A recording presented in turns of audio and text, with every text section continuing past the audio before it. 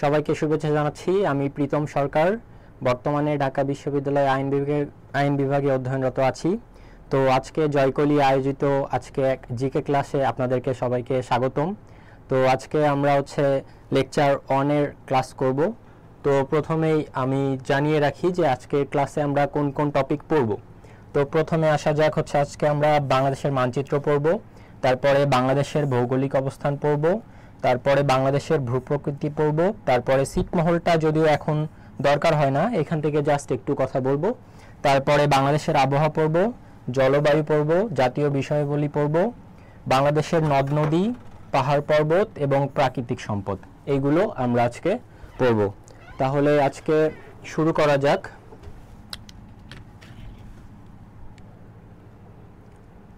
তো এখানে just initial কিছু কথা আছে যে 1947 সালে আমাদের এই ভারতবর্ষ স্বাধীন হয়েছিল এবং তারপরে 1971 সালে বাংলাদেশ পাকিস্তান নামক রাষ্ট্রের কাছ থেকে স্বাধীনতা লাভ করেছিল। তখন থেকেই একটি সার্বভৌম রাষ্ট্রের সূচনা। তো এখানে আর কিছু নাই, এতটুকুই ইনিশিয়াল কথা। তারপর স্লাইডে চলে যাচ্ছি আমরা। তো এটা বাংলাদেশের ম্যাপ। তো যারা অ্যাডমিশন ক্যান্ডিডেট আছো তাদেরকে বলবো যে বাংলাদেশের ম্যাপ এবং একই সাথে পৃথিবীর ম্যাপ খুবই ইম্পর্ট্যান্ট। আর তোমরা যারা জিকেতে ভালো করতে চাও তারা অবশ্যই ম্যাপ ধরে ধরে পড়বা। এতে করে হবে কি, তোমাদের জিকে পড়াটা অনেক ইজিয়ার লাগবে। কিন্তু যদি ম্যাপ ছাড়া পড়ো তাহলে তোমাদের দেখবা যে অনেক কিছুই কঠিন লাগবে। তো এবার আসা যাক যে একটু দেখো যে বাংলাদেশের চারপাশে কোন কোন দেশের কোন কোন রাজ্য আছে এবং একদম নিচের দিকে দক্ষিণের দিকে এখানে বঙ্গোপসাগর আছে। তো সামনের দিকে এই বাংলাদেশের সীমান্তবর্তী যে জায়গাগুলো আছে সেগুলো আমরা ডিটেলসে পড়ব। তো এখানে আর বেশি কিছু বলার নাই। তোমরা খুব ভালোভাবে তোমাদের বাসায় অবশ্যই ম্যাপ থাকা দরকার। তোমাদের টেবিলের এক পাশে বাংলাদেশের ম্যাপ লাগাবা এবং এক পাশে পৃথিবীর ম্যাপ লাগাবা। আর সবসময় যখন একটু ফ্রি টাইম পাবা এবং জিকে পড়ার আগে এবং পরে দেখবা যে একটু খেয়াল করবা ম্যাপের দিকে। তো আমরা পরবর্তী স্লাইডে চলে যাচ্ছি।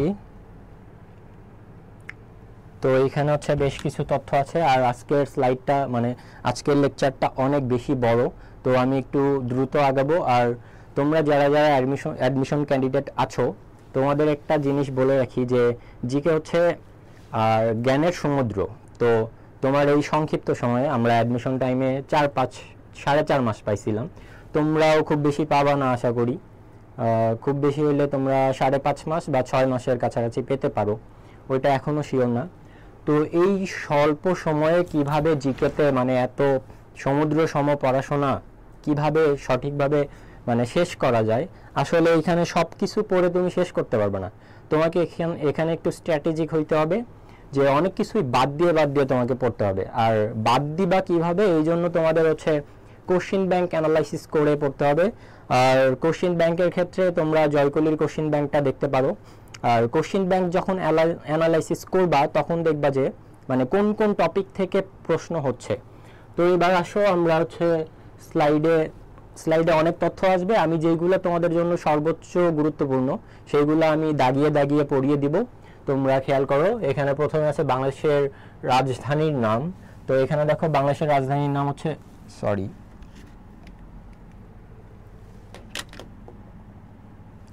তো এখানে দেখো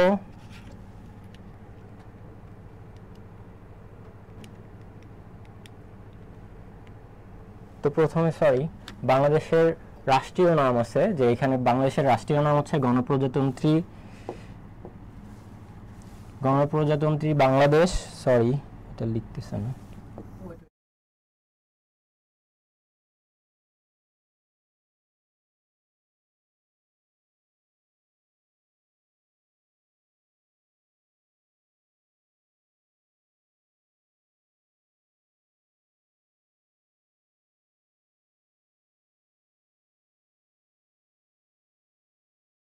আমরা শুরু করি।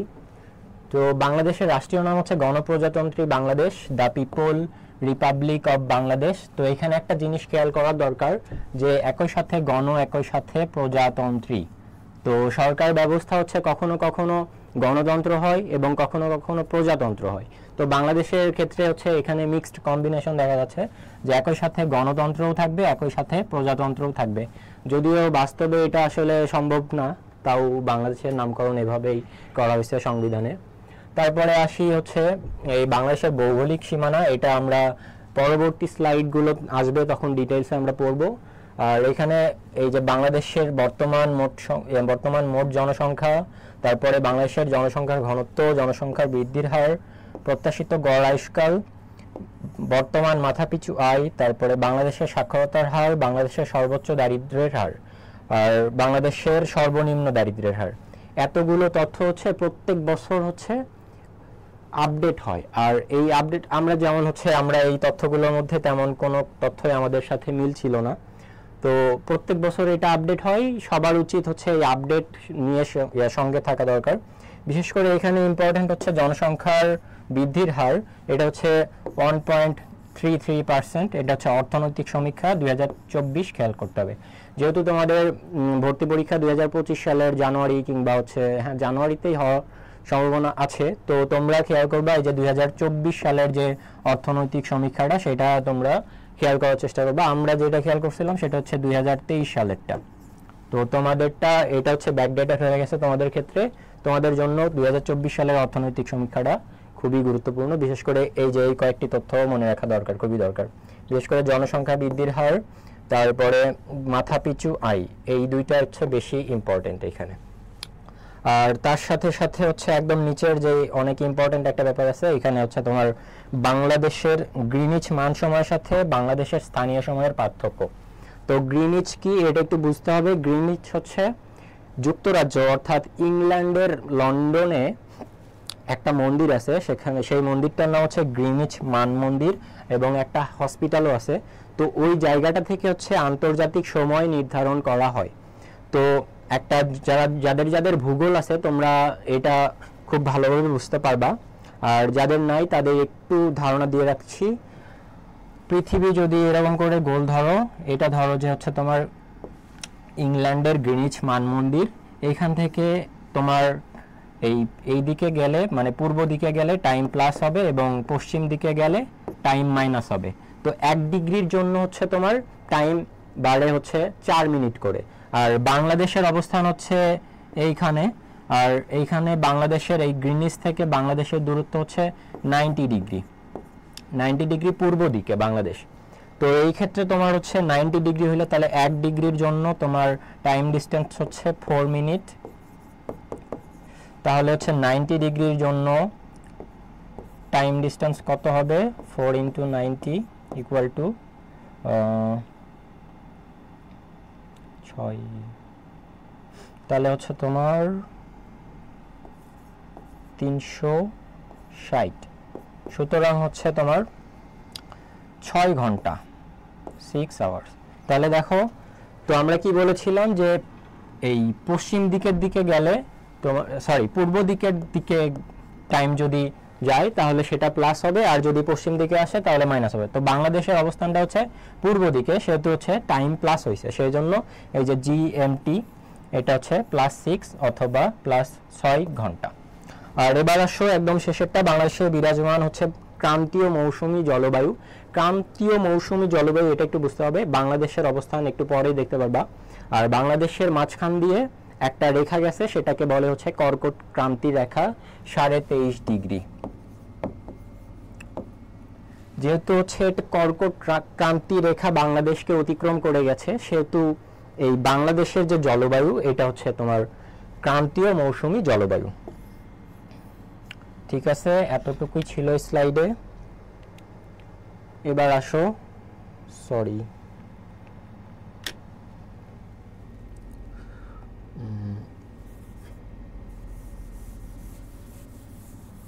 একটু মুছে নিই বোর্ডটা।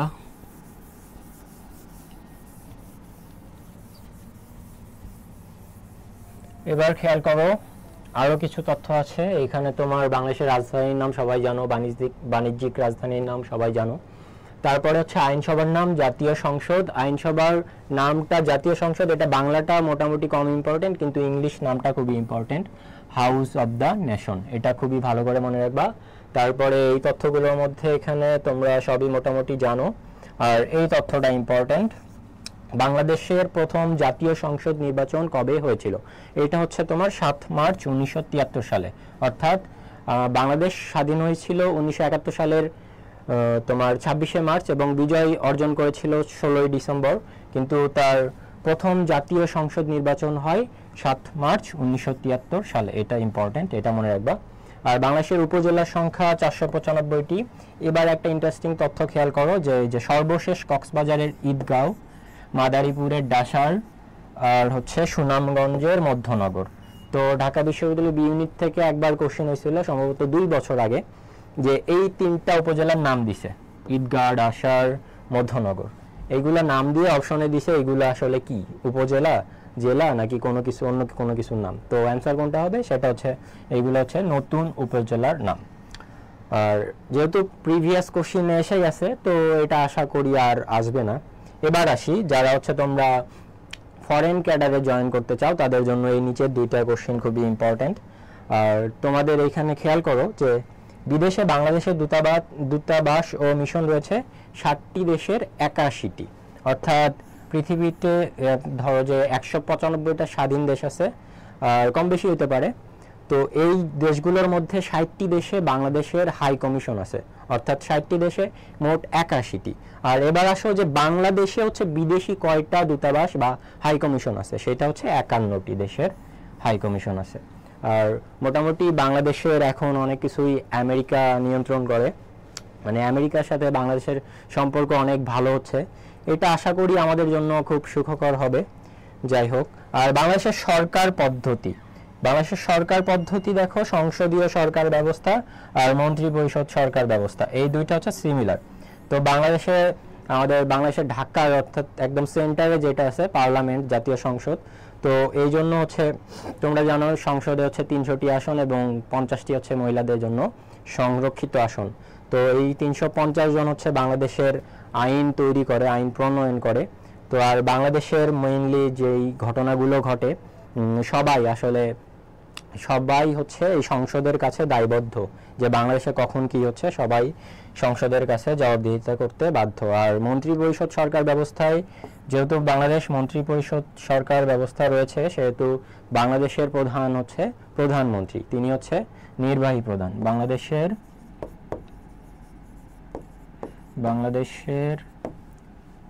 নির্বাহী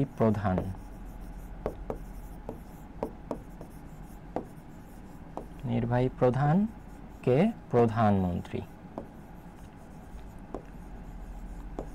ঠিক আছে, এতটুকুই জানা ছিল এখানে। পরবর্তী স্লাইডে চলে যাচ্ছি। এবার আসো একটু বোর্ডটা মুছে নিই,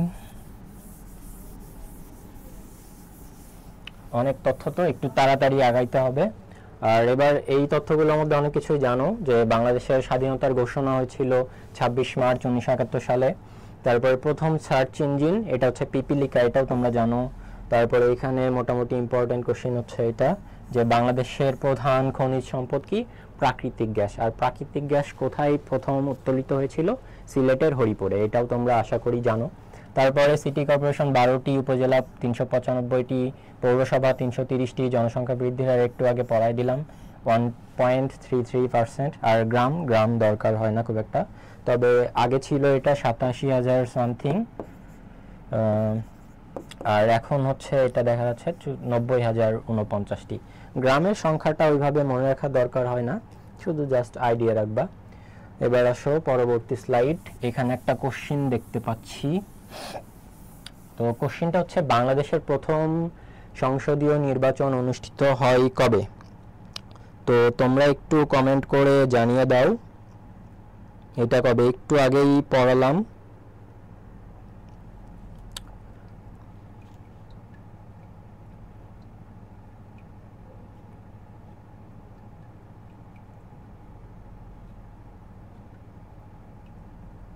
আচ্ছা, যাই হোক, খুব বেশি টাইম নষ্ট না করি, এই কোশ্চেনটা একটু আগেই পড়াই দিয়েছি। আর বাংলাদেশের প্রথম সংসদীয় নির্বাচন অনুষ্ঠিত হয় হচ্ছে 7 মার্চ 1973 সালে, এটা তোমরা একটু আগেই জেনেছো। ঠিক আছে, পরবর্তীতে চলে যাচ্ছি। আর একটা কোশ্চেন দেখো, where is the position of Bangladesh on the world map? বিশ্ব মানচিত্র বাংলাদেশের অবস্থান কোথায়? এটা তোমরা সবাই জানো, বিশ্ব মানচিত্র বাংলাদেশের অবস্থান হচ্ছে সাউথ এশিয়ায়, অর্থাৎ দক্ষিণ এশিয়ায়। তারপরেরটাতে চলে যাচ্ছি, বাংলাদেশের স্থানীয় সময় যখন সোমবার রাত 12টা তখন গ্রিনিচ মান সময় কত? এটা খুবই ইন্টারেস্টিং কোশ্চেন। একটু আগেই তোমাদের এই সম্পর্কে বললাম যে বাংলাদেশের টাইম হচ্ছে প্লাস, আর গ্রিনিচ থেকে হচ্ছে বাংলাদেশের টাইম প্লাস। তাহলে যেহেতু এইখানে তোমার আছে বাংলাদেশের সময় সোমবার রাত 12টা, আর বাংলাদেশের টাইম কতটুকু প্লাস? প্লাস হচ্ছে 6 আওয়ার্স। তাহলে রাত 12টা থেকে 6 আওয়ার্স মাইনাস করো, তাহলে কত হচ্ছে? সোমবার সন্ধ্যা 6টা। এটা হচ্ছে সঠিক উত্তর। তারপরেরটাতে চলে যাচ্ছি,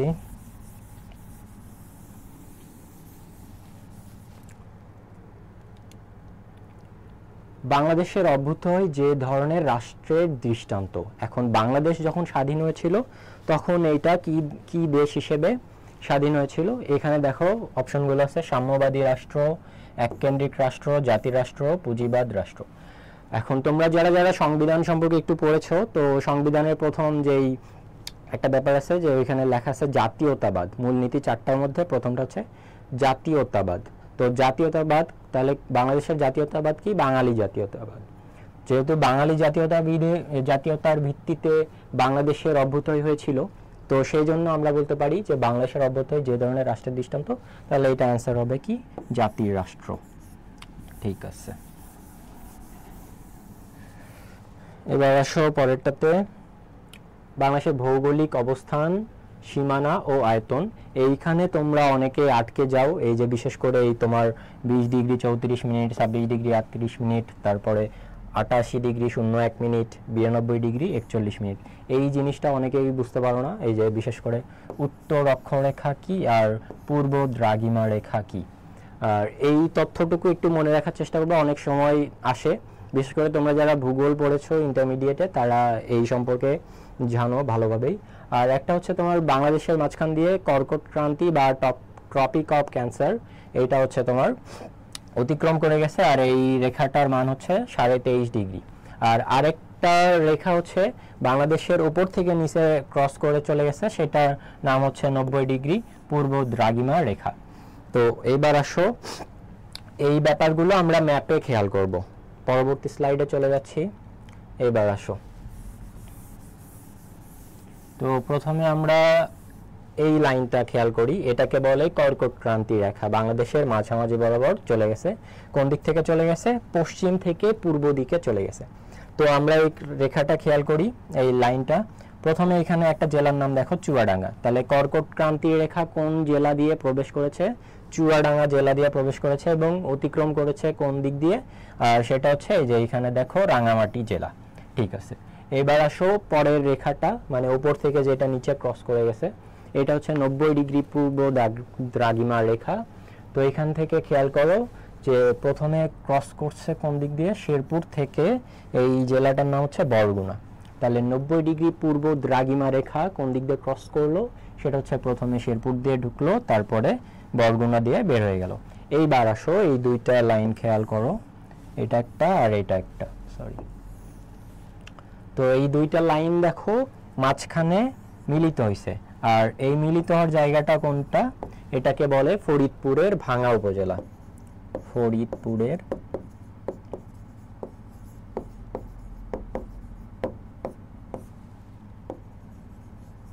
ভাঙ্গা উপজেলা। আর এই ভাঙ্গা উপজেলায় একটা মন্দির করার কথা ছিল, বঙ্গবন্ধু মান মন্দির হিসেবে।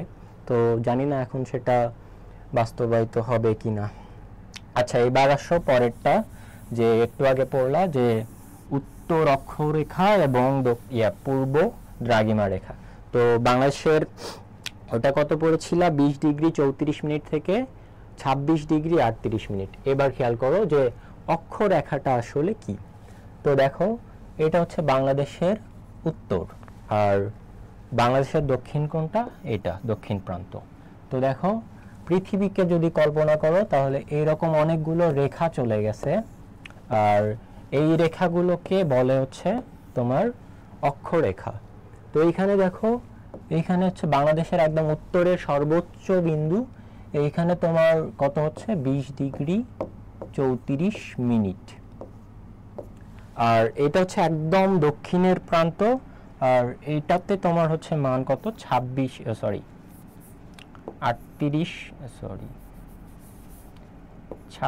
Degree 38 minute. তাহলে বুঝতে পারলা যে অক্ষরেখাটা আসলে কি, যেটা বাংলাদেশের মানে বাংলাদেশ না সরি পৃথিবীর এই যে আনুভূমিকভাবে যে এই রেখাটা চলে গেছে। এবার আসো যে উপর থেকে একটা এরকম রেখা আসে, এইগুলো রেখাকে বলে দ্রাঘিমা রেখা। তো দেখো বাংলাদেশের অবস্থান, যে বাংলাদেশের এটা হচ্ছে একদম পশ্চিম বিন্দু, আর পূর্ব বিন্দু যদি ধরো এইটা, তো এইখানে তোমার মানটা হবে 88 ডিগ্রি 0.01 মিনিট। আর এই পূর্ব প্রান্তের যেই রেখাটা হবে এটার মান হবে তোমার 92.41 মিনিট, সরি 92 ডিগ্রি 41 মিনিট। তো এইটাই হচ্ছে তোমার অক্ষাংশ এবং দ্রাঘিমাংশ। এখানে মনে করি যে খুব বেশি কঠিন না, তোমরা যদি একটু খেয়াল করো যে এইভাবে আনুভূমিকভাবে যে এই রেখাগুলো গেছে এইগুলাকে বলে অক্ষরেখা, আর ওপর থেকে নিচে যেগুলো আসছে এইগুলাকে বলে দ্রাঘিমা রেখা। ঠিক আছে, আশা করি বুঝতে পেরেছো। এটা মুছে দিলাম।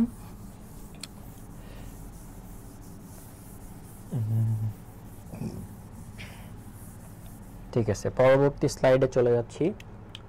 এবার দেখো অনেকগুলো তথ্য আছে এখানে। দেখো বাংলাদেশের আয়তন, এটা তোমরা জানো। বাংলাদেশের অবস্থান, এটা নিয়ে বিতর্কিত একটা তথ্য, এটা অনেক অনেক বইয়ে আছে, 92তম, ইন্টারনেটেও আছে মনে করো 93তম এরকম।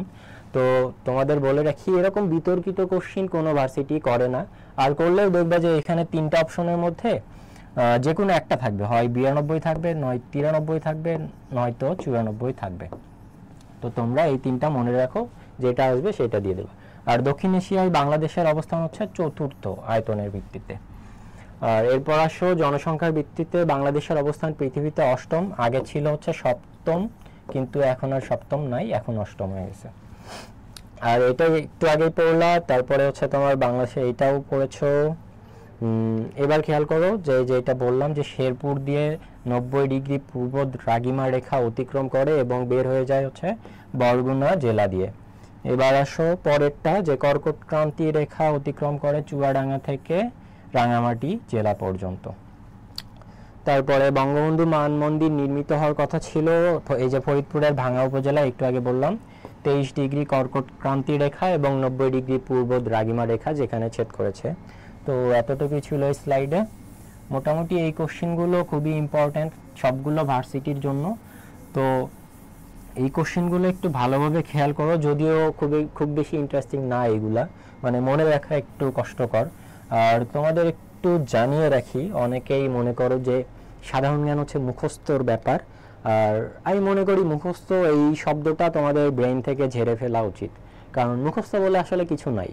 তুমি এইগুলো তথ্য ইমাজিন করে তুমি তোমার ব্রেইনে গেঁথে রাখবা। তুমি যখন বারবার পড়বা তখন দেখবা যে এই পড়াগুলো, এই তথ্যগুলো তোমার শর্ট টার্ম মেমোরি থেকে লং টার্ম মেমোরিতে সেভড হবে। তার জন্য অনেক বেশি রিভিশন দরকার। যখন তোমরা এই টপিকগুলো পড়ার পরে রাতে একবার ঘুমাতে যাওয়ার আগে একবার রিভিশন দিবা, আবার সকালে যখন ঘুম থেকে উঠবা তখন একবার চোখ বোলাবা। এইটা করলে তোমাদের পড়াশোনা বেশি মনে থাকবে। আচ্ছা, পরের স্লাইডে চলে যাচ্ছি। আরও কিছু তথ্য দেখো, এখানে কিছু বিতর্কিত তথ্য আছে যে এক এক জায়গায় এক এক রকম, যে বাংলাদেশের মোট সীমান্ত। আর প্রথমে আমি দাগিয়ে দিচ্ছি যে কোনগুলো বেশি ইম্পর্টেন্ট। এইটা বেশি ইম্পর্টেন্ট, বাংলাদেশের মোট সীমান্ত দৈর্ঘ্য, বাংলাদেশের মোট স্থল সীমা, এটাও ইম্পর্টেন্ট। ভারতের সাথে বাংলাদেশের সীমানার দৈর্ঘ্য, এটা লেস ইম্পর্টেন্ট। মিয়ানমারের সাথে সীমানার দৈর্ঘ্য, এটাও মোটামুটি ইম্পর্টেন্ট আছে।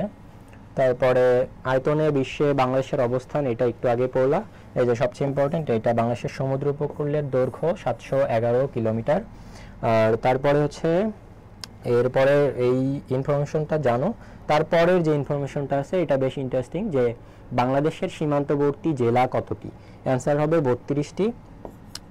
আর এবার আসো একটা মজার তথ্য আছে এখানে, যে ভারতের সাথে বাংলাদেশের সীমান্তবর্তী জেলা হচ্ছে 30টি। কিন্তু আর মায়ানমারের সাথে তোমার সীমান্তবর্তী জেলা হচ্ছে 3টি। তো তোমাদের মনে কোশ্চেন হইতে পারে যে 30 আর 3 33 হওয়ার কথা, কিন্তু এইখানে 32 কেন? তো দেখো, বাংলাদেশ এবং ভারতের বাংলাদেশের সাথে ভারতের এবং মায়ানমারের একটা মিউচুয়াল জেলা আছে, সীমান্তবর্তী জেলা আছে, সেটার নাম হচ্ছে রাঙ্গামাটি। এটা খুবই ভালো করে খেয়াল করবা, এটা অনেক বেশি কোশ্চেনে চলে আসে। রাঙ্গামাটি এটা হচ্ছে ভারতের সাথেও সীমান্তবর্তী এবং মায়ানমারের সাথেও সীমান্তবর্তী। আর মায়ানমারের সাথে সীমান্তবর্তী সংযোগ রয়েছে যেই 3টা জেলা, সেটার নাম হচ্ছে তোমার রাঙ্গামাটি, বান্দরবান, কক্সবাজার। এটা তুমি এভাবে ছোট করে মুখস্থ করতে পারো যে রাঙ্গা, কক্স, বান্দর। আসলে জিকে মনে রাখার জন্য আমরা অনেক ছোট ছোট ট্রিক্স খুঁজে বের করি, তোমরাও বের করবা। তারপরে এটা মিশে দিচ্ছি, এখানে আর তেমন কিছু নাই, পরবর্তী স্লাইডে চলে যাব। আর তোমরা কে কোথা থেকে জয়েন করছো একটু জানিয়ে দাও কমেন্টে।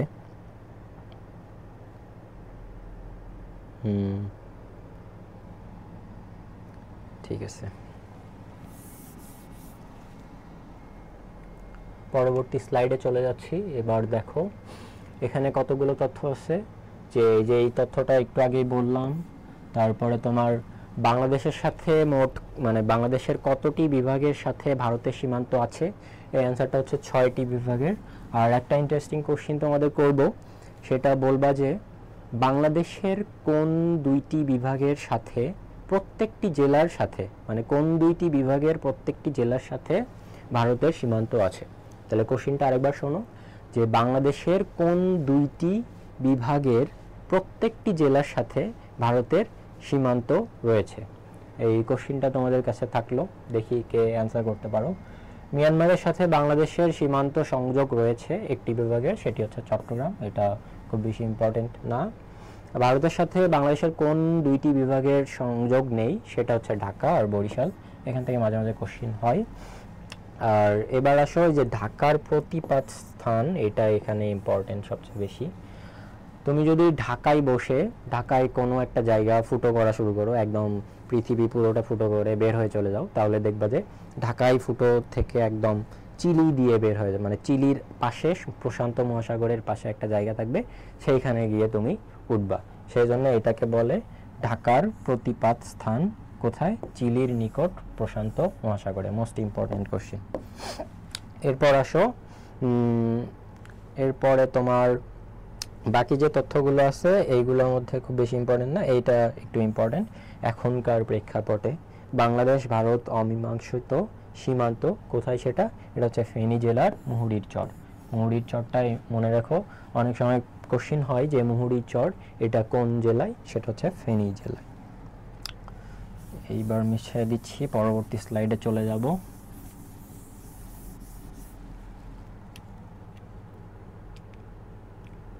এবার দেখো তোমাদের একটা ইনফরমেশন জানা দরকার, এখানে বেশ কিছু ইনফরমেশন আছে যে 1 নটিক্যাল মাইল আসলে কত কিলোমিটার। এটা হচ্ছে 1.853 কিলোমিটার। যাদের ভূগোল ছিল তারা এই সংখ্যাটা মনে রাখতে পারছো আশা করি। এবার আসো দেখো, কর্কট ক্রান্তির রেখার অপর নাম কি? Tropic of cancer. তারপরে আছে মহীসোপান এলাকা। আর বাংলাদেশের মোট সীমান্ত জেলা 32টি, একটু আগেই জানলা। এবার আসো তোমাদের মহীসোপান এটা কি, আসলে অনেকে না বুঝেই মুখস্থ করে, কিন্তু এটা তোমাদের জানা উচিত আসলে মহীসোপান কি। ধরো এইটা হচ্ছে বাংলাদেশের শেষ সীমানা, এইখান থেকে হচ্ছে সি লেভেল শুরু হয়েছে, বঙ্গোপসাগর এইখান থেকে শুরু হয়েছে। তো এটা ধরো যে এইগুলো হচ্ছে স্থলভাগ, আর এইখান থেকে হচ্ছে জলভাগ শুরু হয়েছে, জলভাগ, আর এটা হচ্ছে স্থলভাগ। তো যখন এইখান থেকে ধরো সমুদ্র স্তর শুরু হয়েছে, তো যারা সমুদ্রে গেছো তোমরা যদি কেউ নেমে থাকো তাহলে দেখতে পারবা যে সমুদ্র আসলে পুকুরের মতো একদম হুট করেই গভীর হয়ে যায় না, সমুদ্র আসলে ধীরে ধীরে গভীর হইতে থাকে। তো এই যে আস্তে আস্তে আস্তে আস্তে স্লোপ থাকে, তো এই যে ধীরে ধীরে নেমে যায় গর্ত, ধীরে ধীরে গভীর হইতে থাকে, এই যে ধীরে ধীরে এই গভীর হওয়ার ব্যাপারটাকে বলে মহীসোপান। মহীসোপান। তো প্রত্যেকটা দেশেরই হচ্ছে একটা নির্দিষ্ট মহিষোপান থাকে। বাংলাদেশের ক্ষেত্রে দেখো এটা 354 নটিক্যাল মাইল। এটা তোমাদের অনেক ইম্পর্টেন্ট একটা কোশ্চিন। নর্মালি প্রত্যেকটা দেশের থাকে 350 নটিক্যাল মাইল, 350 নটিক্যাল মাইল, কিন্তু বাংলাদেশের 4 নটিক্যাল মাইল বেশি আছে। ঠিক আছে, আর এইখানে দেখো তোমার জনসংখ্যা ও আয়তনের ভিত্তিতে ছোট বড় জেলা উপজেলা এইগুলো থেকে ঢাকা বিশ্ববিদ্যালয় খুব কম কোশ্চিন করে। তো তাও তোমাদের জেনে রাখা উচিত অন্য ভার্সিটিগুলোর জন্য। এখানে নর্মালি তোমার যেহেতু জনসংখ্যার ভিত্তিতে তোমার বিভাগ আর জেলাটা ইম্পর্টেন্ট। দেখো জনসংখ্যার ভিত্তিতে ছোট যে বিভাগ সেটা হচ্ছে বরিশাল, আর বড় বিভাগটা হচ্ছে ঢাকা, এটা খুবই স্বাভাবিক। আর জনসংখ্যার ভিত্তিতে ছোট জেলাটি হচ্ছে বান্দরবান, আর বড় জেলাটি জানোই তো ঢাকা। ঢাকায় নর্মালি তোমার এখন ঢাকার জেলার মধ্যে একদম ঢাকা শহরে অনেকে মনে করে যে আসলে 1.5 কোটি মানুষ বসবাস করে, কিন্তু মানে বিভিন্ন প্রতিষ্ঠানের যেই তথ্যগুলো আছে ওইগুলোতে দেখা যায় যে প্রায় 2.5 কোটির মতো মানুষ ঢাকায় বসবাস করে, ঢাকা শহরে।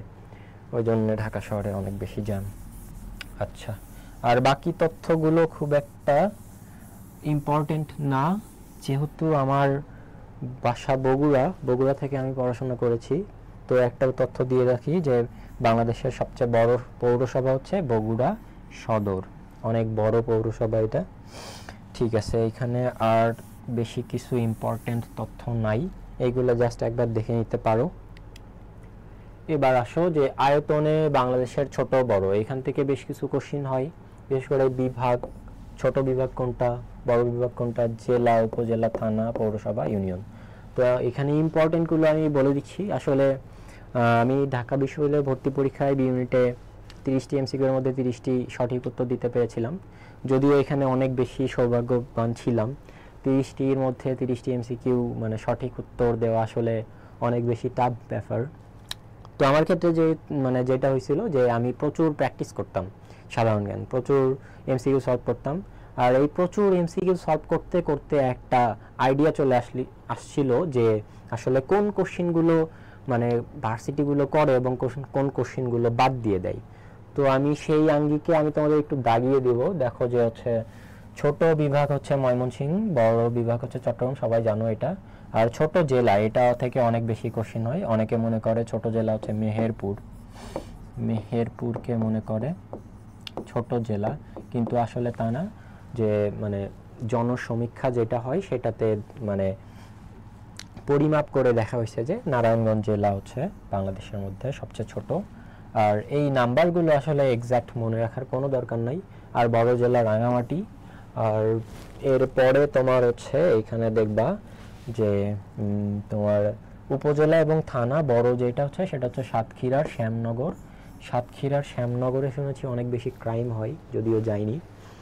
আর এটা মনে রাখবা, শ্যামনগর হচ্ছে সবচেয়ে বড় উপজেলা এবং থানা। আর এইখানে একটা ইন্টারেস্টিং ব্যাপার খেয়াল করো, এই যদিও এটা ইম্পর্টেন্ট না, যে বাংলাদেশের সবচেয়ে ছোট থানা কোনটি? কোতোয়ালি থানা, ঢাকা। একটা জিনিস খেয়াল রাখবা যে কোতোয়ালি এই থানাটা, কোতোয়ালি এই থানাটা হচ্ছে তোমার বিভিন্ন শহরে দেখবা যে ফরিদপুরে আছে, তারপর ময়মনসিংহে আছে, আবার ঢাকায় আছে। তো কোতোয়ালি থানাটা আসলে কি? যখন তোমার স্বাধীন বাংলাদেশের শুরুতে 20টি জেলা ছিল, তখন 20টি জেলার মধ্যে যেই থানাগুলো ছিল সেইগুলোকে আসলে বলে কোতোয়ালি থানা। তো এই কোতোয়ালি থানাগুলোর নাম চেঞ্জ হয়ে গেছে, কিন্তু কিছু কিছু ক্ষেত্রে তোমার কোতোয়ালি থানা এখনো রয়েছে। যেমন তোমরা ঢাকায় দেখতে পারবা, তারপরে ফরিদপুরে দেখতে পারবা, তারপরে ময়মনসিংহে দেখতে পারবা, আরও কয়েকটা জেলায় কোতোয়ালি থানা আছে। আর এখানে আরেকটা ইম্পর্টেন্ট কোশ্চেন হচ্ছে বাংলাদেশের সবচেয়ে বড় ইউনিয়ন কোনটি? সেটা হচ্ছে সাজেক রাঙামাটি। যেহেতু সবাই এখানে ছুটিতে বেড়াইতে যাও, তো এই কোশ্চেনটা চলে আসতে পারে। আচ্ছা, এবার আমরা পরবর্তী স্লাইডে চলে যাব। এখানে আর তেমন কিছু নাই।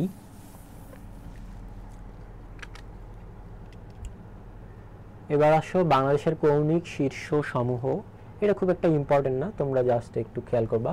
এখানে তোমার পঞ্চগড় জেলার বাংলাবান্ধা তেঁতুলিয়া উপজেলা এটা। তারপর চাঁপাইনবাবগঞ্জের একটা জায়গা দেখো যে মনাকোষা, শিবগঞ্জ উপজেলার মনাকোষা। তারপরে খেয়াল করো সিলেট জেলার হচ্ছে জকিগঞ্জ, তারপরে এই পাশে কৌণিক জায়গা হচ্ছে আখাইনটং, তারপরে তোমার থানচি, তারপর হচ্ছে সেন্ট মার্টিন, তারপরে একদম শেষে যেটা একদম দক্ষিণে সেটা হচ্ছে সেরাদ্বীপ। আর একদম দক্ষিণ পশ্চিমে যেই মানে কৌণিক বিন্দু সেটা হচ্ছে যে শ্যামনগর, সাতক্ষীরা একটু আগেই পড়ছিলা। তো এখানে বেশি কিছু পড়ার নাই, মুছে দিচ্ছি।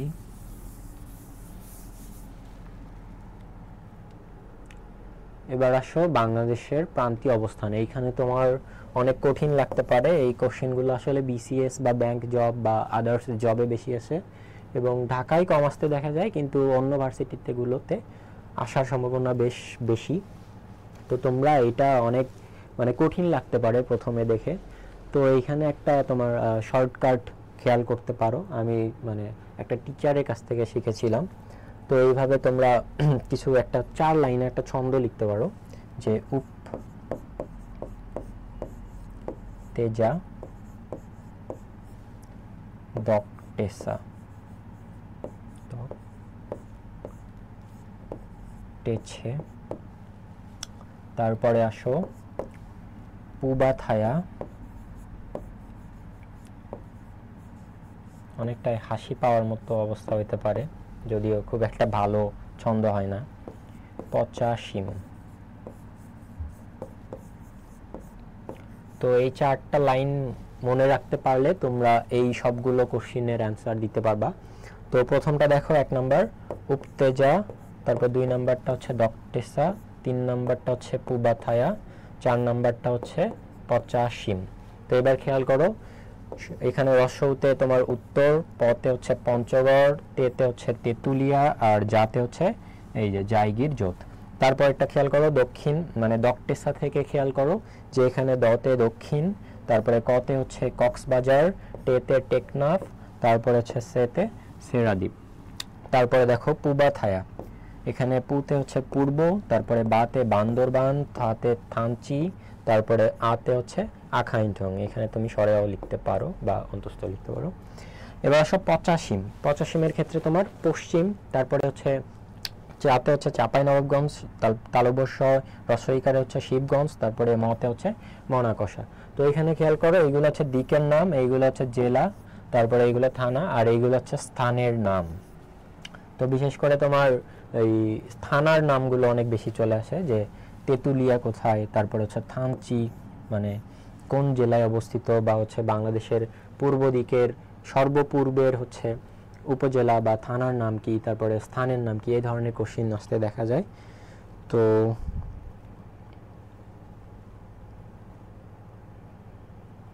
আচ্ছা যাই হোক, পরবর্তী স্লাইডে চলে যাচ্ছি।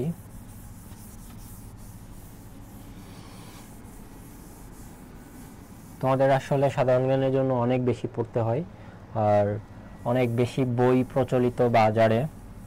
তো তোমরা বইগুলো দেখে শুনে কিনো। জয়কলি বইটা আমি পড়েছিলাম, বেশ ভালোই লাগছিল, মানে তথ্যগুলো অনেক সাজানো, আর কোনো তথ্যই এখানে এই বইয়ে বাদ দেয় না, অনেক বড় সড়ো একটা বই। তো তোমরা নিতে পারো এটা। তারপরে স্লাইডে যে দেখছি, দাঁড়াও সরি, এবার আসো যে বাংলাদেশের সর্বদক্ষিণের ইউনিয়ন, এটা হচ্ছে সেন্ট মার্টিন। এই কোশ্চেনটা অনেক বেশি হয়, এটা তোমরা মনে রাখবা। তারপরে বাংলা বান্দা সীমান্ত, এটা খুব একটা ইম্পর্টেন্ট না, আর এখানে তেমন ইম্পর্টেন্ট নাই, এটা মনে রাখবা একটু। বাংলা বান্দা সীমান্তটি কোথায় অবস্থিত? মহানন্দা নদীর তীরে। আর বাংলা বান্দা আসলে কোন জেলায় অবস্থিত বলো তো? এটা হচ্ছে পঞ্চগড় উপজেলায়। আর একটা জিনিস খেয়াল করবা যে পঞ্চগড় যদি আমরা লিখি পঞ্চগড়, তো বাংলাদেশের এইটাই একমাত্র জেলা যার সাথে মানে যেই বানানটা লিখতে আসলে আমাদের কোনো আকার একার বা কোনো রকমের কার ইউজ করতে হয় না। তাছাড়া তুমি সবগুলো জেলার নাম লিখবা, সেখানে কার থাকবে। কার বলতে বোঝাচ্ছে এই যে তোমার আকার থেকে শুরু করে একদম ঔকার পর্যন্ত যেইগুলো আছে এইরকম, এইগুলা হচ্ছে তোমার পঞ্চগড় বানানটা লিখতে প্রয়োজন হয় না। এটা আসলে মানে জানার দরকার হয় না, এমনি শুধু বলে রাখলাম। এবার আসো যে বাংলাদেশের সীমান্তবর্তী স্থানসমূহ, এটাতে তোমরা পরবর্তী স্লাইডটা যদি একটু দেখো, অনেক বেশি নাম, এখানে আমি কতগুলো দাগিয়ে দিব, আমি যেহেতু মানে পড়ে দেখেছি এবং এমসিকিউ প্র্যাকটিস করে দেখেছি যে কোন নামগুলো বেশি বারবার চলে আসে। এখানে দেখো কুড়িগ্রাম জেলার হচ্ছে তোমার বড়াইবাড়ি, তারপরে রৌমারি, তারপর হচ্ছে ভুরুঙ্গমারি, এইগুলো ইম্পর্টেন্ট। তারপর লালমনিরহাট জেলার হচ্ছে তোমার বুড়িমারি, তারপরে দহগ্রাম, পাটগ্রাম, হাতিবান্ধা, এই কয়েকটা ইম্পর্টেন্ট। তারপর নীলফামারী জেলার এখানে চিলাহাটিটা ইম্পর্টেন্ট। তারপরে স্লাইডে যাব,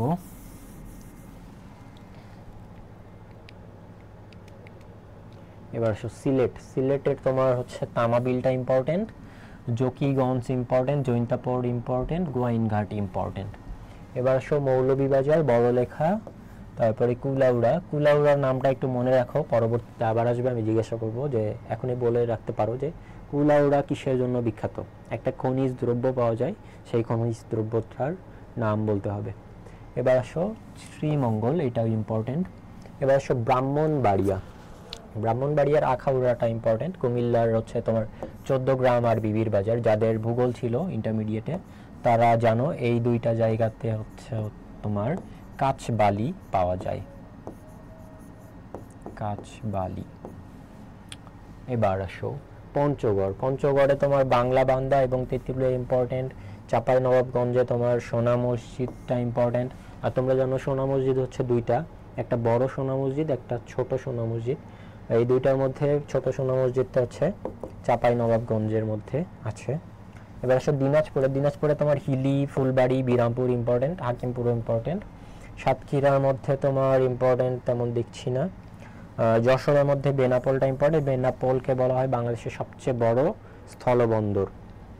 মেহেরপুরে ইম্পর্টেন্ট ছিল মুজিবনগর, এখন জানি না আসবে কিনা। চুয়াডাঙ্গার মধ্যে ইম্পর্টেন্ট নয়, কুষ্টিয়া, ভেড়ামারা, এটা ইম্পর্টেন্ট। ভেড়ামারাতে একটা হচ্ছে তাপবিদ্যুৎ কেন্দ্র আছে, তাপবিদ্যুৎ কেন্দ্র, এটা বাংলাদেশের সবচেয়ে বড় তাপবিদ্যুৎ কেন্দ্র ভেড়ামারা। তারপরে দেখো ময়মনসিংহেরটা ইম্পর্টেন্ট না, ফেনীরটা হচ্ছে ইম্পর্টেন্ট, বিলোনিয়া এটা ইম্পর্টেন্ট, শেরপুরে হচ্ছে নালিতাবাড়ি। এতটুকুই ইম্পর্টেন্ট ছিল, তোমরা এতগুলো এইটুকুই খেয়াল রাখবা, আর বেশি পড়ার দরকার নাই। এখান থেকে অনেক বেশি তথ্য মনে রাখতে পারবা না তো, আর এখান থেকে খুব বেশি যে কোশ্চেন হয় তাও না। পরবর্তী স্লাইডে চলে যাই। এবার আসো ছিটমহল। তো ছিটমহল আগে ইম্পর্টেন্ট ছিল 2015 সালের আগ পর্যন্ত, তারপরে একটা চুক্তি হয়েছিল, তারপরে আর ছিটমহল থেকে কোশ্চেন আসে না, এটা আমরা মোটামুটি স্কিপ করব। তো এখানে তোমার জাস্ট একটা ব্যাপার মনে রাখা উচিত, 3 বিঘা করিডর, এটা তোমার লালমনিরহাট জেলার মধ্যে অবস্থিত ছিল, যে এটার আয়তন ছিল 178 মিটার ইন্টু 85 মিটার।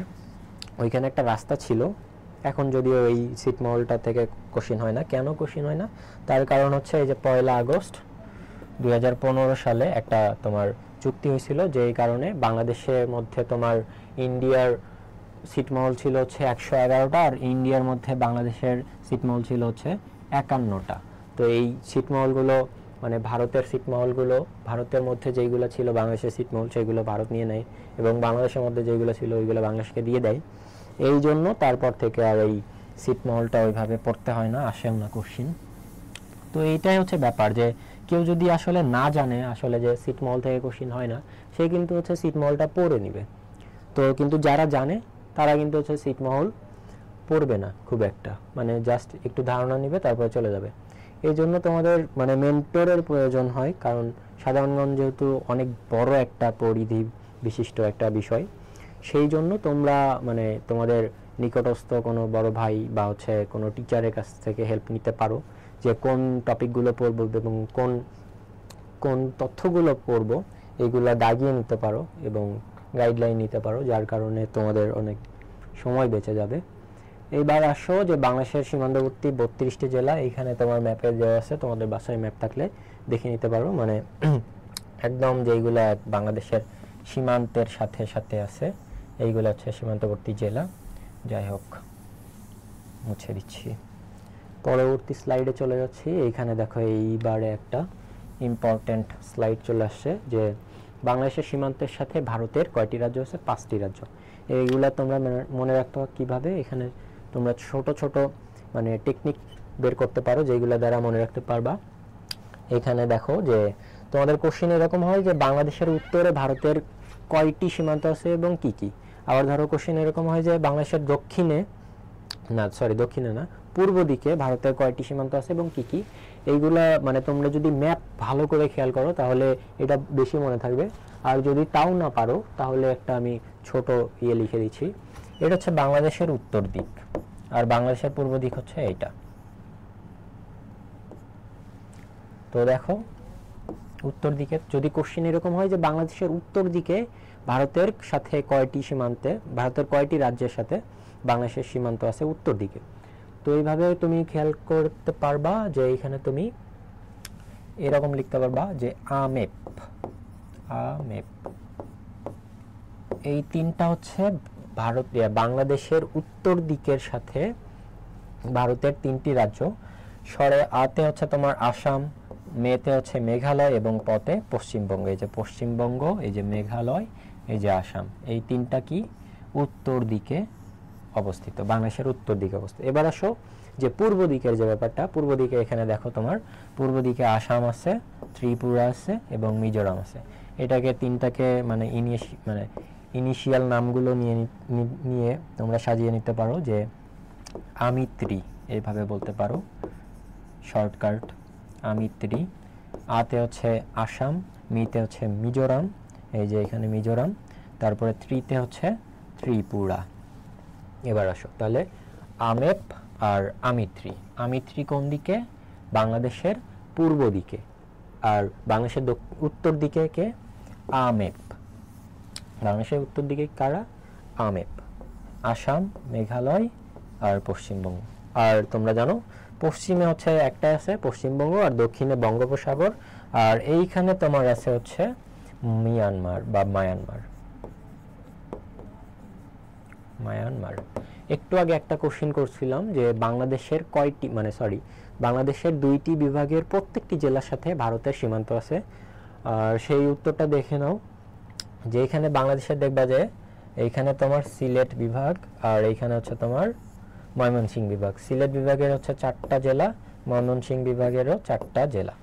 তো এই 4টা জেলার সাথে দেখবা যে ভারতের মানে সীমান্ত রয়েছে। আবার সিলেট বিভাগে যদি খেয়াল করো এখানে তোমার 4টা জেলার সাথেই ভারতের সীমান্ত রয়েছে। এই জন্য তাহলে উত্তর হচ্ছে একটা ময়মনসিংহ আর একটা হচ্ছে তোমার সিলেট, এই দুইটা হচ্ছে উত্তর। ঠিক আছে, পরবর্তী স্লাইডে চলে যাচ্ছি আমরা। এতটুকুই বোঝার ছিল। আর এটা থেকে আগেকার দিনগুলোতে অনেক বেশি কোশ্চেন আসতো, ইদানিং কোশ্চেন আসতে দেখা যায় না, আবার হুট করে দিয়েও দিতে পারে। কারণ এবার ঢাকা ইউনিভার্সিটির সবগুলো মানে অ্যাডমিনিস্ট্রেটিভ বডি পুরোটাই নতুন, এবং যারা কোশ্চেন করবে তারাও আশা করি নতুন হবে এবং ভালো কোশ্চেন করার চেষ্টা করবে। আমাদের সময় যেটা হয়েছিল কোশ্চেনটা মানে অন্যরা যে বলে যে আমাদের সময় নাকি কোশ্চেনটা অনেকটাই ইজিয়ার ছিল, আসলে আমরাও কোশ্চেন ব্যাংক পড়ে দেখেছিলাম যে আমাদের আগের বছরগুলোতে কোশ্চেন তুলনামূলক একটু বেশি কঠিন করা হইতো, আমাদের সময় তুলনামূলক সহজ করা হয়েছে। আশা করি তোমাদের সময় কোশ্চেন স্ট্যান্ডার্ড করা হবে। আচ্ছা, পরবর্তী স্লাইডে চলে যাচ্ছি। অনেকগুলো স্লাইড আছে। এখানে তোমার বাংলাদেশের সমুদ্র সীমা।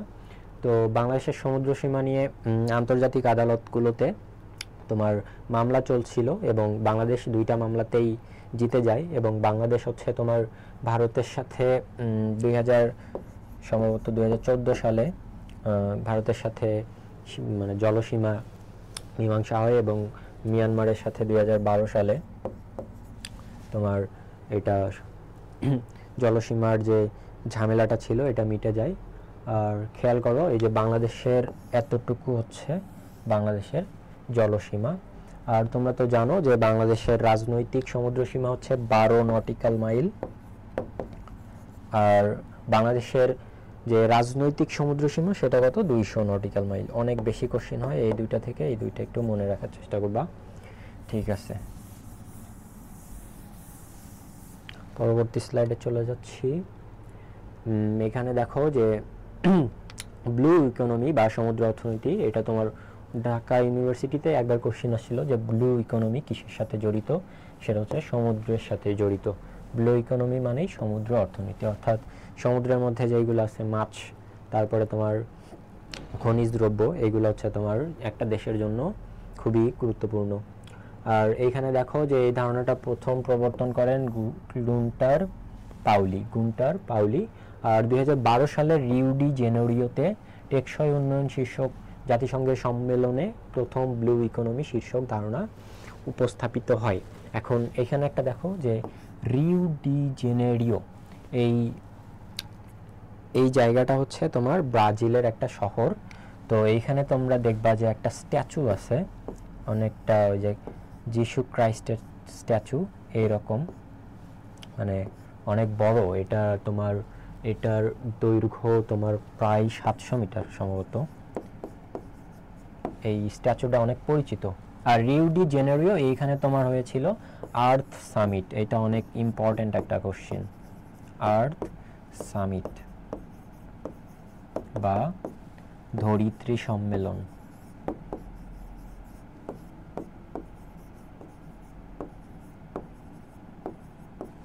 ঠিক আছে। আর এইখানে তোমার এই ব্লু ইকোনমির চ্যালেঞ্জগুলো দেওয়া আছে, এটা খুব একটা ইম্পর্টেন্ট না।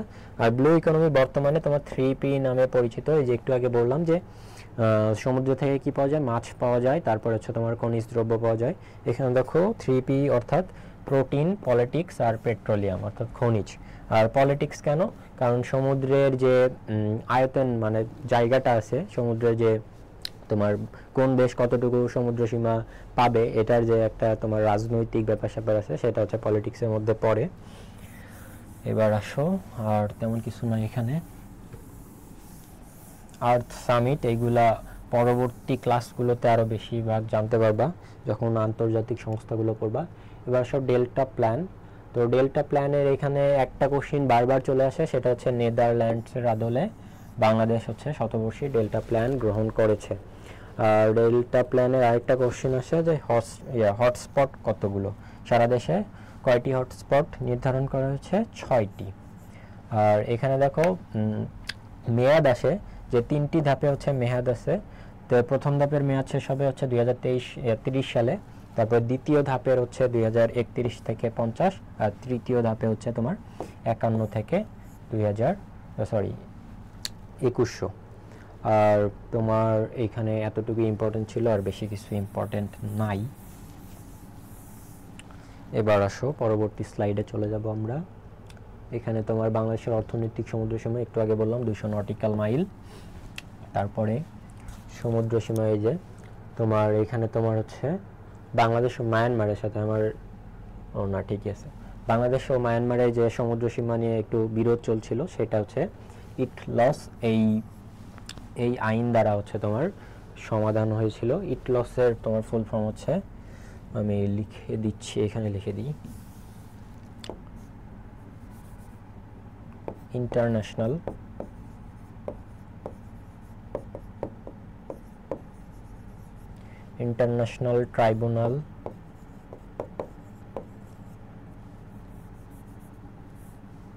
Tribunal for the law of the sea. এটা হচ্ছে তোমার ইটলসের ফুল ফর্ম। আর এটা হচ্ছে তোমার এটার যে কার্যালয় সেটা হচ্ছে জার্মানির হামবুর্গ একটা শহর আছে সেখানে। আর এবার আসো, এটা হচ্ছে তোমার বাংলাদেশের সাথে মায়ানমারের বিরোধ চলে গেল। এবার আসো তোমার বাংলাদেশের সাথে ভারতের সমুদ্র সীমা নিয়ে বিরোধ চলছিল, আর সেটা হচ্ছে তোমার স্থায়ী সালিসি আদালতে এটার বিচার হয়। এবং হচ্ছে এটার মানে ইংরেজি নাম হচ্ছে পিসিএ হচ্ছে পার্মানেন্ট কোর্ট অফ আরবিট্রেশন। এটা লিখলাম না। আর বাংলাদেশের মোট সমুদ্র সীমা বর্তমানে 1,18,813 বর্গ কিলোমিটার। এই তথ্যটা ইম্পর্টেন্ট না খুব একটা, আর এতটুকুই ছিল এখানে ইম্পর্টেন্ট বলতে। ঠিক আছে, পরবর্তী স্লাইডে চলে যাব আমরা। ঠিক আছে, এবার আসো যে এখানে তোমার এই তথ্যটা ইম্পর্টেন্ট যে এশিয়ার বৃহত্তম গ্রাম কোনটি? এটার নাম হচ্ছে বানিয়াচং, আর এটা হচ্ছে বাংলাদেশের হবিগঞ্জ জেলায়। আর তোমরা জানো হবিগঞ্জ জেলায় একটা জায়গার নাম আছে, সেটা হচ্ছে তেলিয়াপাড়া। তেলিয়াপাড়া মুক্তিযুদ্ধের যে মানে যুদ্ধের স্ট্র্যাটেজি ছিল, ওয়ার স্ট্র্যাটেজি, সেটা হচ্ছে নাম ছিল তেলিয়াপাড়া ওয়ার স্ট্র্যাটেজি। এটা একটু মনে রাখবা, এখান থেকে একবার কোশ্চেন চলে আসছিল ঢাবিতে, স্ট্র্যাটেজি। ঠিক আছে। আর এইখানে তোমার বাংলাদেশের রাজনৈতিক সমুদ্র সীমা 12 নটিক্যাল মাইল, একটু আগে বললাম, এটা বেশ ইম্পর্টেন্ট। ঠিক আছে, পরবর্তী স্লাইডে চলে যাব, অনেকগুলো আমাদের পড়া। এখানে কতগুলো কোশ্চেন আছে দেখো, যে বাংলাদেশ ডেল্টা প্ল্যান 2100 প্রণয়নে কারিগরি সহায়তা প্রদানকারী দেশ কোনটি? এটা ঢাকা বিশ্ববিদ্যালয়ে আসা একটা কোশ্চেন, তো এটা সবাই জানো, এটা হচ্ছে একটু আগে পড়েছো, এটা হচ্ছে নেদারল্যান্ডস। তারপরের স্লাইডে চলে যাব, বাংলাদেশের কোন বিভাগটির সাথে ভারতের সীমানা নেই? নিচে উল্লিখিত বাংলাদেশের কোন বিভাগটির সাথে ভারতের সীমান্ত নেই? তোমরা দুইটা বিভাগের নাম পড়েছিল, একটা ঢাকা আর একটা হচ্ছে বরিশাল, তো অ্যান্সার হচ্ছে বরিশাল, দেখে নিও।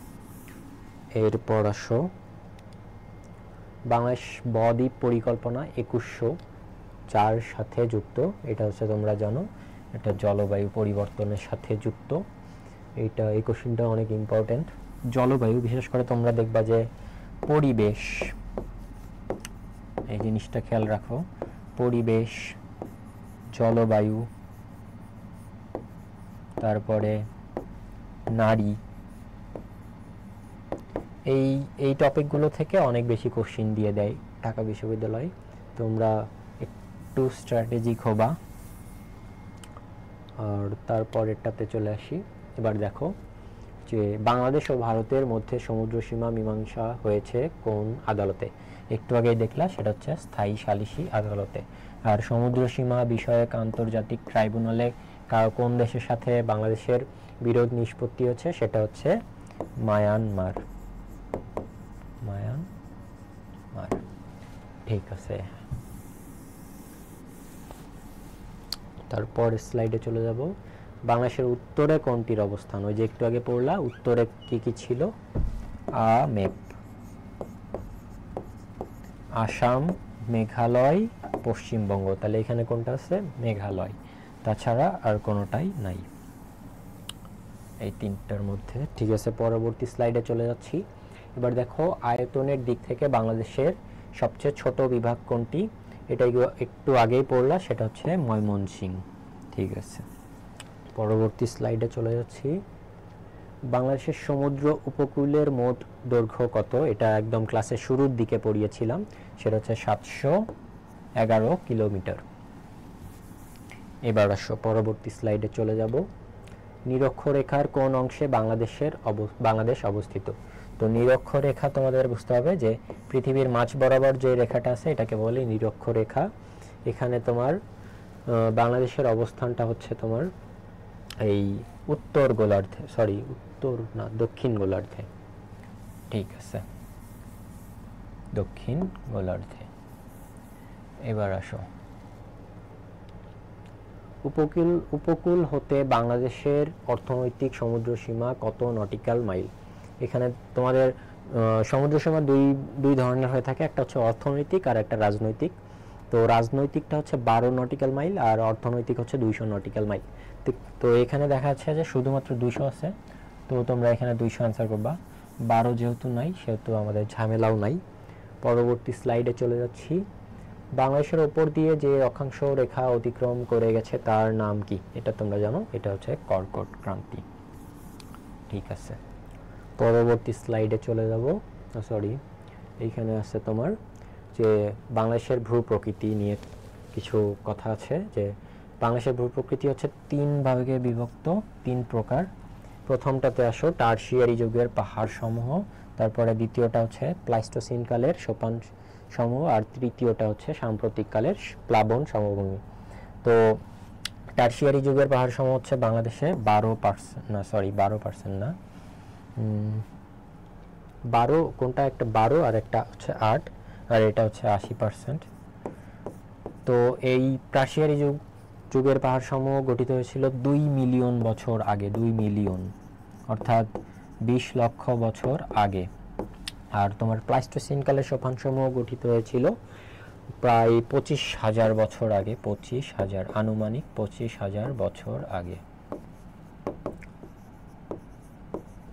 আর সাম্প্রতিক কালের প্লাবন সমভূমি, এটা হচ্ছে তোমার নদী বিধৌত যে বাংলাদেশের জায়গাগুলো আছে, মানে ম্যাক্সিমাম বাংলাদেশের ম্যাক্সিমাম জায়গাগুলো হচ্ছে সাম্প্রতিক কালের প্লাবন সমভূমির মধ্যে অন্তর্ভুক্ত। আর এই জায়গাগুলোতে হচ্ছে তোমার অনেক বেশি কৃষিজাত যেই ফসলগুলো আছে সেইগুলো অনেক বেশি ফলন হয়, কারণ এইখানে তোমার নদী থেকে যে পলি ভেসে আসে সেইগুলো হচ্ছে তোমার এই সাম্প্রতিক কালের প্লাবন সমভূমিতে পতিত হয়েছে।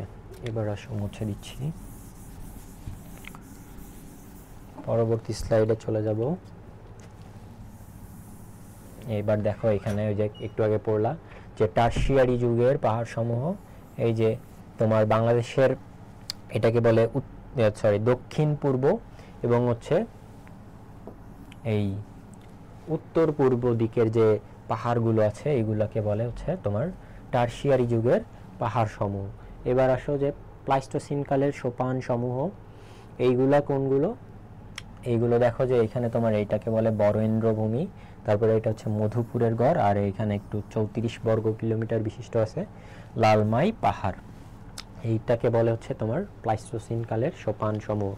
আর বাকি যে জায়গাটুকু আছে যেইগুলো এইগুলা এতটুকু, এইগুলা জায়গা হচ্ছে তোমার সাম্প্রতিক কালের প্লাবন সমভূমি। এইগুলো হচ্ছে তোমার নদী থেকে যে পলিটা আসে সেগুলো জড়ো হয়ে এই ভূমিগুলো উর্বর হয়েছে। আর এখানে খেয়াল করো যে বরেন্দ্র ভূমির তোমার বরেন্দ্র ভূমি আর মধুপুরের গড়, বরেন্দ্র ভূমির হচ্ছে আয়তন 9,320 বর্গ কিলোমিটার,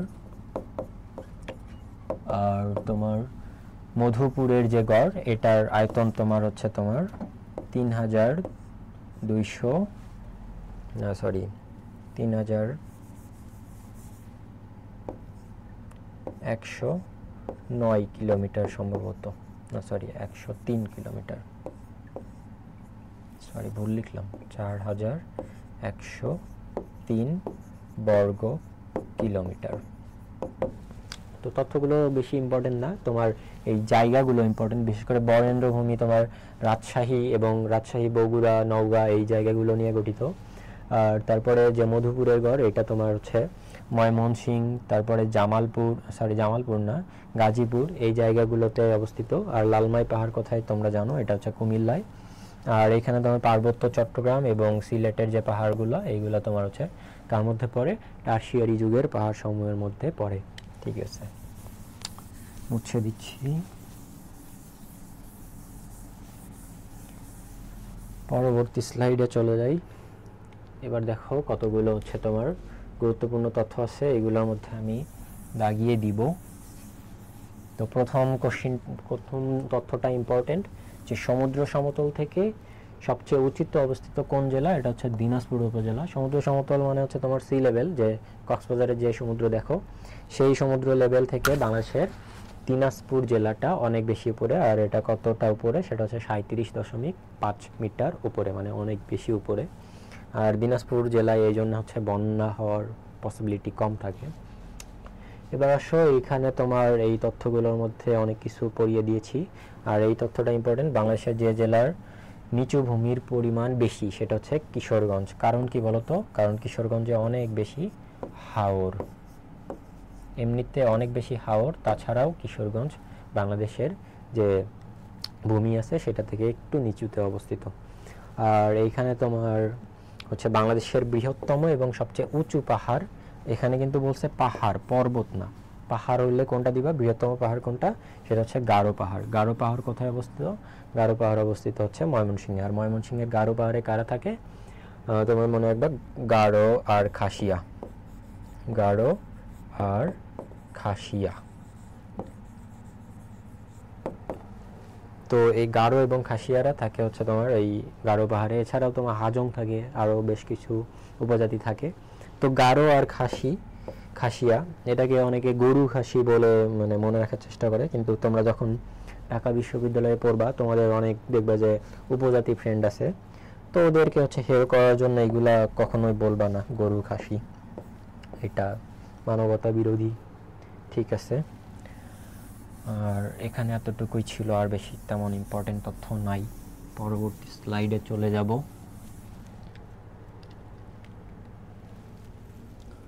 এবার দেখো পলল সমভূমি। পলল সমভূমি বলতে নদীবাহিত পলি দ্বারা গঠিত, যে জন্য বললাম যে সাম্প্রতিককালের প্লাবন সমভূমি অনেক বেশি উর্বর, এই জন্যই। খরাপ্রবণ অঞ্চল, এটা অনেক সময় কোশ্চিনে চলে আসে। উত্তর পশ্চিমাঞ্চল, অর্থাৎ উত্তর পশ্চিমাঞ্চল বলতে কোনগুলোকে বোঝায়? তোমার দেখবা যে উত্তর আর পশ্চিম দিকে, এই যে এটা বাংলাদেশ হইলে তোমার যে দিনাজপুর, নওগাঁ, তারপরে বগুড়া, তারপরে হচ্ছে তোমার লালমনিরহাট, নীলফামারী, রংপুর, এইগুলা জেলা হচ্ছে তোমার বাংলাদেশের উত্তর পশ্চিমাঞ্চলের দিকে অবস্থিত।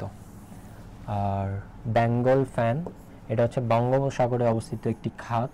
তো বেঙ্গল ফ্যান খুব একটা ইম্পর্টেন্ট না হলেও একটা তোমাদের বঙ্গোপসাগরের যেই সবচেয়ে বড় খাত, সেটার নাম হচ্ছে কি বলতো? Swatch of no ground. Swatch of no ground, এটা তোমার হচ্ছে সাতক্ষীরা এবং খুলনা থেকে একটু দূরে অবস্থিত এই সোয়াচ অফ নো গ্রাউন্ড। এটার তোমার গভীরতা প্রায় 2600 মিটার, 2600 মিটার, অর্থাৎ 2.6 কিলোমিটার। মানে এইখান ফার্মগেট থেকে ঢাকা ইউনিভার্সিটি পর্যন্ত ডিস্টেন্স এতটুকু গভীর। এই নামটা মনে রাখবা, সোয়াচ অফ নো গ্রাউন্ড। এটার আরেকটা বাংলা নাম আছে, সেটা হচ্ছে গঙ্গা খাত। গঙ্গা খাত নামটাও মনে রাখো, চলে আসতে পারে। এবার আসো কোশ্চিনে, পার্বত্য চট্টগ্রাম সিলেটের পাহাড় কোন যুগে সৃষ্ট? এটা তোমরা জানো, টারশিয়ারি যুগে সৃষ্ট। তারপরেরটা আসো যে নিম্নের কোন ভূমিরূপটি বাংলাদেশে পাওয়া যায় না? এখানে দেখো যে বাংলাদেশের সমভূমি পাওয়া যায়, তৃণভূমি তোমার বাসার আশেপাশে আছে, নিম্নভূমিও আছে, কিন্তু মালভূমিটা নাই। মালভূমি কি এটা বুঝতে হবে, যে হচ্ছে তোমার মাটি থেকে, মানে সমুদ্র সমতল থেকে 600 মিটার, প্রায় 600 মিটার ওপরে, তোমার 600 মিটার ওপরে জায়গায় দেখবা যে ঢাল বিশিষ্ট, মানে গভীর ঢাল বিশিষ্ট যে সমতল জায়গাটা থাকে। অর্থাৎ ধরো যে এইখান থেকে এতটুকু জায়গা, এই ডিস্টেন্সটা হচ্ছে 600 মিটারের বেশি। তো এখানে হচ্ছে খাদ, আর এতটুকু জায়গা হচ্ছে সমতল, এই পাশেও সেম 600 মিটারের বেশি, আর এটা হচ্ছে ধরো সমুদ্র সমতল। তো এই যে সমভূমিটা আছে, এটাকে বলে তোমার হচ্ছে মালভূমি। আর যেহেতু তোমার এইটা অনেকটা টেবিলের মতো শেপ, যে এখানে টেবিলের পায়া এরকম, আর এখানে তোমার টেবিলের ওপরের অংশ, এই জন্য মালভূমিকে বলে টেবিল গ্রাউন্ড। এটা মনে রাখবা, মালভূমির আরেকটা নাম হচ্ছে টেবিল গ্রাউন্ড। ঠিক আছে, মুছে দিচ্ছি।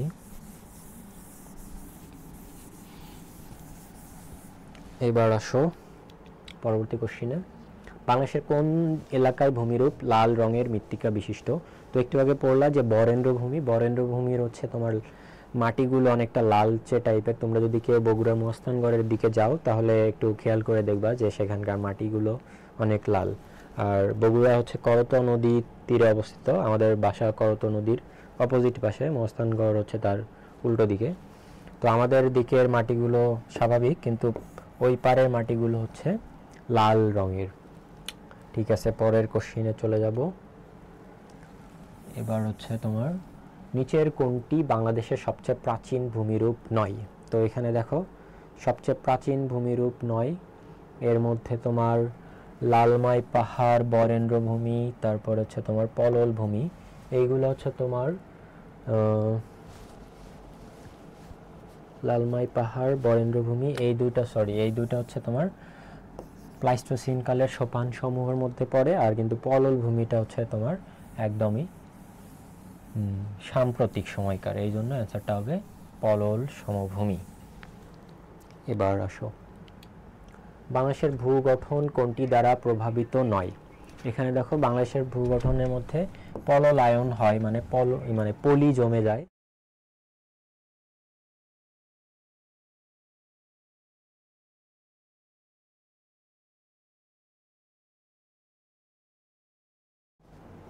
ঠিক আছে, এবার দেখো অবনমন। অবনমন মানে হচ্ছে তোমার ওই উপরের দিক থেকে মাটিগুলো নিচের দিকে যে পড়ে আসে, তোমরা যারা ভূগোল পড়েছো এটা তারা ভালো বুঝবা। এইটাও হয়, কিন্তু বাংলাদেশে কোনো জায়গায় অগ্নুৎপাত হয় না, অর্থাৎ বাংলাদেশের কোনো জায়গায় ভলকানো নেই। তো এটা হচ্ছে সঠিক অ্যান্সার। পরবর্তী কোশ্চিনে চলে যাব। নিচের কোনটি বাংলাদেশের সাম্প্রতিককালে গড়ে ওঠা ভূমিরূপ? তো এইখানে দেখো সাম্প্রতিককালে বলছে, সাম্প্রতিককালে হইলে তাহলে কি হবে? তিস্তা পলল ভূমিও হইতে পারে, দক্ষিণ উপকূলীয় সমভূমিও হতে পারে। এখানে দুইটাই সঠিক উত্তর। তারপর এটা দেখো কোশ্চিন আমরা একটু ফাস্ট আগাবো।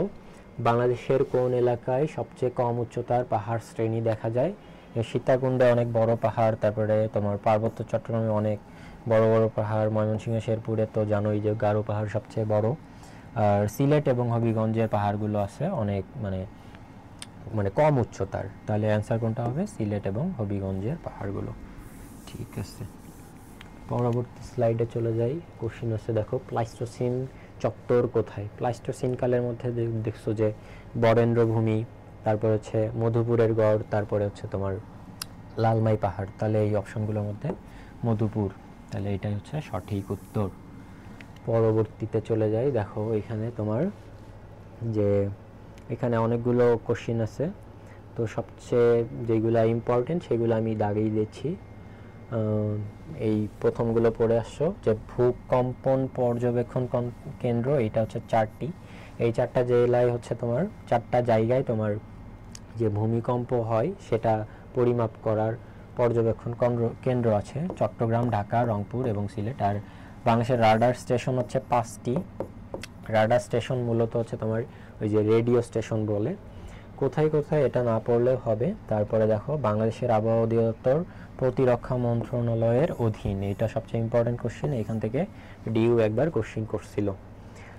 তারপর এটা দেখো বাংলাদেশের সর্বোচ্চ বৃষ্টিপাত হয় সিলেটের লালখানে, আর সর্বনিম্ন বৃষ্টিপাত হয় হচ্ছে নাটোরের লালপুরে। নাটোরের লালপুরে যারা দেখেছো মানে ওইখানে অনেক কম বৃষ্টিপাত হয়, অনেক ধুলাবালি থাকে আর অনেক গরম। নাটোরের লালপুরে অনেক বেশি গরম। আর বাংলাদেশের ইতিহাসে সর্বোচ্চ তাপমাত্রা সর্বনিম্ন তাপমাত্রা মোটামুটি কম ইম্পর্টেন্ট। আর বাংলাদেশের গড় বৃষ্টিপাতের পরিমাণ এটা অনেক বেশি ইম্পর্টেন্ট, 203 সেন্টিমিটার। তো এতটুকুই ছিল এখানে ইম্পর্টেন্ট। পরবর্তী স্লাইডে চলে যাব।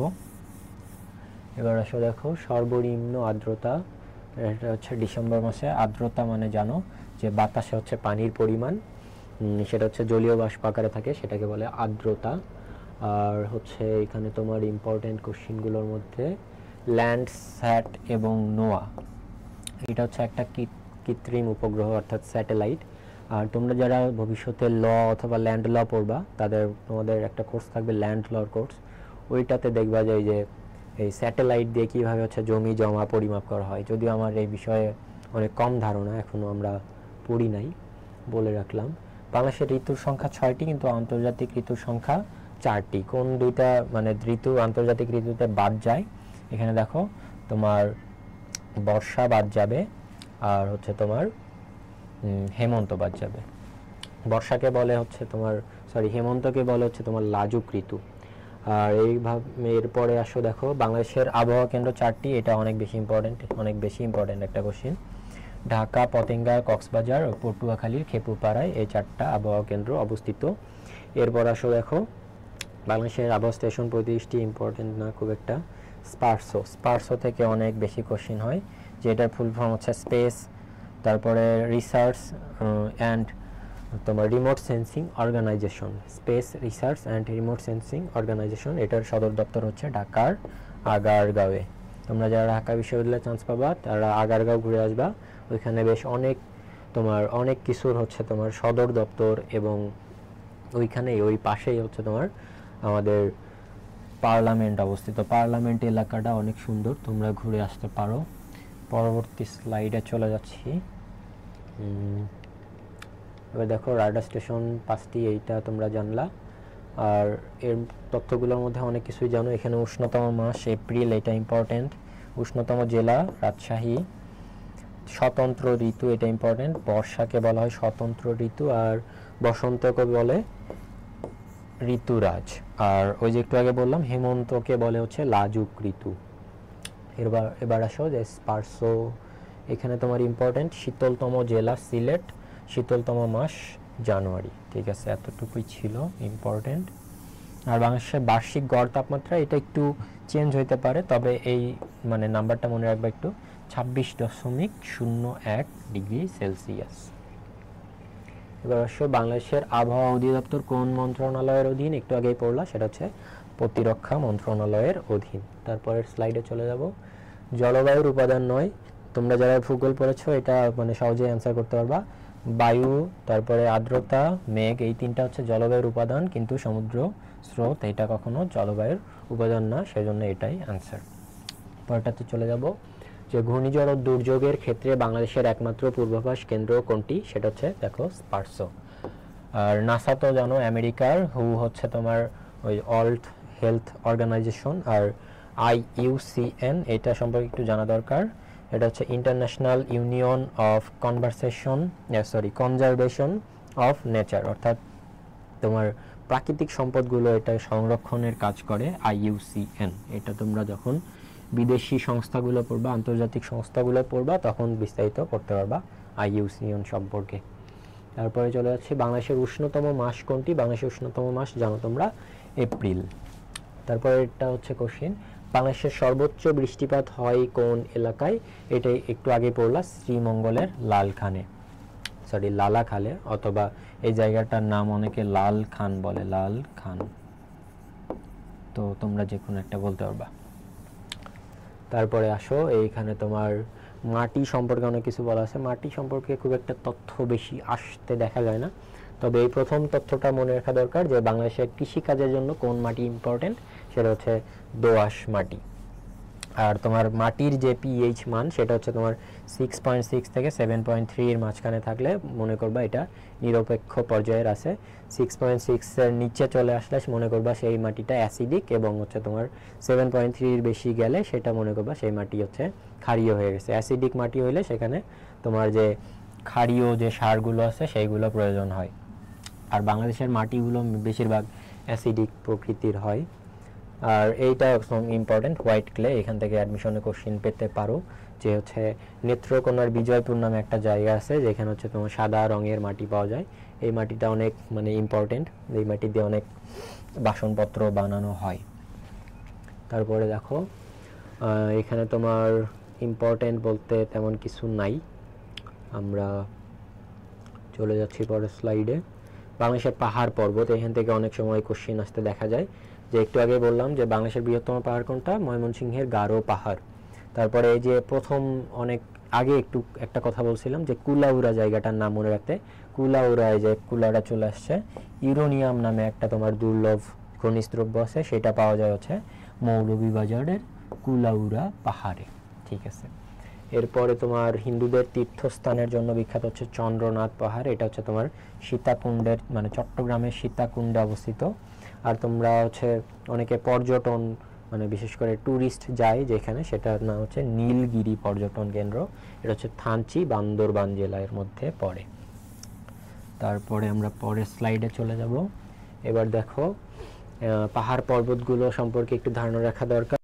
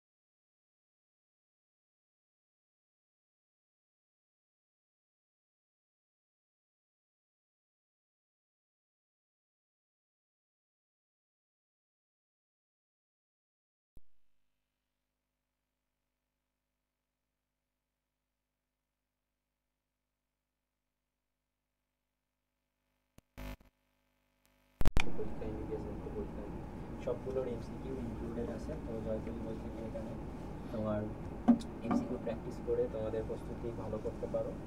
তো তোমাদের জন্য অনেক শুভকামনা, আবার পরবর্তী ক্লাসে দেখা হবে। তো আজকে এতটুকুই শেষ করছি, অনেক রাত হয়ে গেছে।